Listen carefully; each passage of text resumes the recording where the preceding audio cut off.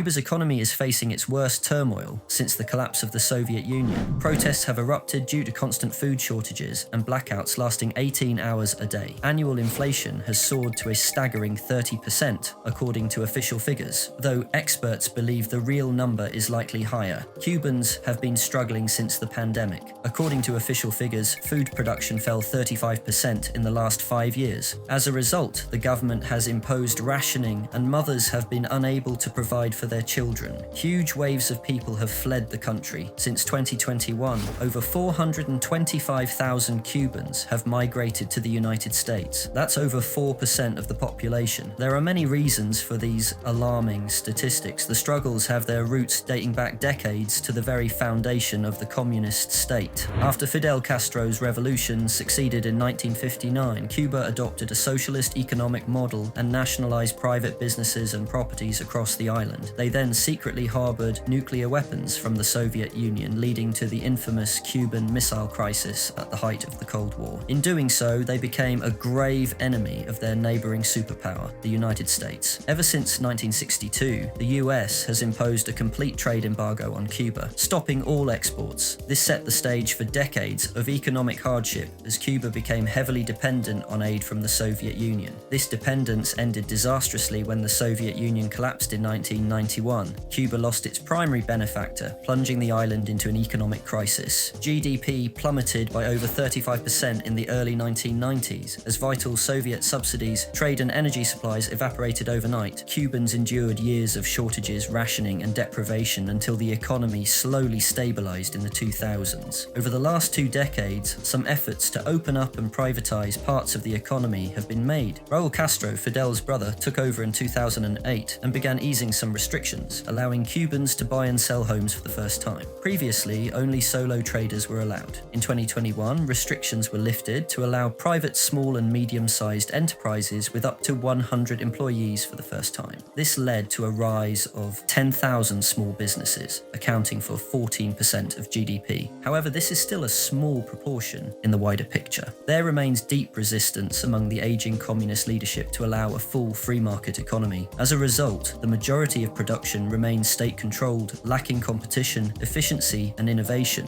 That is why most Cuban infrastructure looks like it's from a mid-20th century Soviet time capsule. Particular constraints remain in areas like agriculture, where farmers cannot import equipment or sell directly to consumers, instead being forced to go through the ineffective state distribution mechanisms. Its agriculture industry has lost 35% of production since 2019. Despite all this, Cuban leaders continue to blame the US trade embargo as the core reason for all the nation's failures. Its main export partners are currently China, Spain, Netherlands, Germany, among many other developed nations. This is still a wide market. Trade with the US would undoubtedly improve economic conditions, but it would not produce a miracle. The main roadblock preventing Cuba from prospering is the leaders' reluctant attitude towards the modernization and privatization of its key productive sectors. Those industries are petroleum, pharmaceuticals, construction, and of course, tobacco. State planning causes these sectors to be much more inefficient than they would be with free market competition. Despite an excellent unemployment rate of 1.4%, 72% of workers are employed by the state, and GDP per capita sits at a depressing $11,000. This ranks them at 103rd in the world for purchasing power parity. The main upside to a socialist economy should be low inequality. In the 1980s, their Gini coefficient was 0.25, denoting a very equal society. Nowadays, perfect data is difficult to come by for Cuba, but estimates range around 0.45, which ironically puts it on par with the United States. Their socialist utopia has become a myth. Only poverty has been spread equally around the nation, and now the government is facing protests due to food and electricity shortages. Protests are rare in Cuba, usually due to repressive shutdowns of any discontent. So when the population finally makes their feelings known, the gravity of the economic situation comes to light. The Cuban leader once again blamed the US for stoking the protests, but problems have been mounting for the last 5 years as the COVID pandemic reduced international support and poor state policies have slashed food production, ramped up fuel prices, and overall inflation to 30%, plunging Cuba into their worst crisis since the Soviet collapse. Unfortunately, their future looks certain to be plagued with further unrest, deprivation, and continued oppression.